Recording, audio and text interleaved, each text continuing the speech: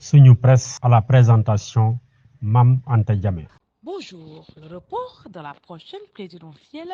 est le sujet d'actualité qui continue d'occuper le plus les quotidiens dont la plupart soulignent dans leurs éditions de ce jeudi la volonté de dialogue et d'apaisement du chef de l'État pendant que l'opposition ouvre un nouveau front de contestation. Le Soleil citant le communiqué du Conseil des ministres tenu la veille rapporte que le chef de l'État a décidé d'engager les voies et moyens de mettre en œuvre un processus pragmatique d'apaisement et de réconciliation pour préserver la paix et consolider la stabilité de la nation. Cette sortie du président Sall à l'occasion de la réunion hebdomadaire du gouvernement fait suite aux réactions de colère et de protestation de l'opposition après le vote par l'Assemblée nationale d'une loi constitutionnelle reportant au 15 décembre prochain la présidentielle initialement prévue le 25 février 2024. Le chef de l'État avait au préalable abrogé le décret convoquant les électeurs le 25 février arguant d'une crise entre l'Assemblée nationale et le Conseil constitutionnel relativement à des accusations de corruption présumées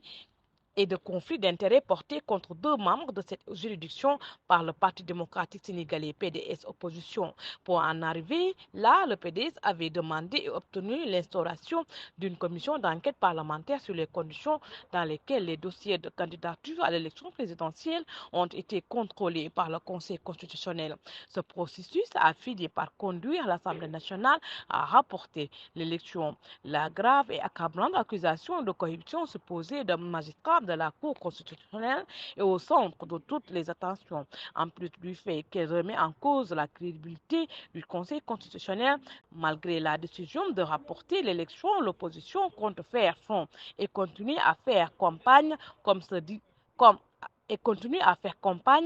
si de rien n'était, au risque de rendre le climat politique encore plus délétère avec la poursuite de la contestation avec son lot de tensions et d'incertitudes. Cette situation a conduit le président sortant à saisir l'opportunité du Conseil des ministres pour une grande séance d'explication selon l'observateur Macky en a également profité pour renouveler sa confiance au Premier ministre Amadou Ba, qui reste le candidat de la coalition de la majorité Benno Bokk Yakaar à la prochaine présidentielle, indique le même journal. Face aux critiques engendrées par sa décision d'abroger le décret convoquant le corps électoral et le report de la présidentielle jusqu'au 25 décembre prochain, le président Macky Sall ne compte pas se braquer ou être dans une posture défensive et de riposte, écrit le journal L'As Quotidien.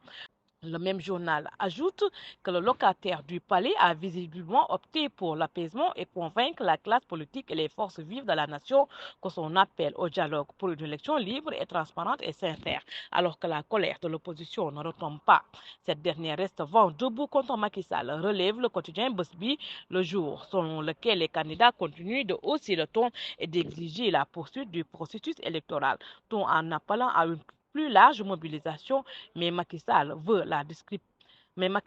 le contraire, résume le journal. Sauf que les candidats de l'opposition opposés au report de l'élection viennent de mettre sur pied une structure dénommée Fonds des candidats à la présidentielle FC25, dont l'objectif est de faire respecter le calendrier électoral, annonce le journal Le Quotidien.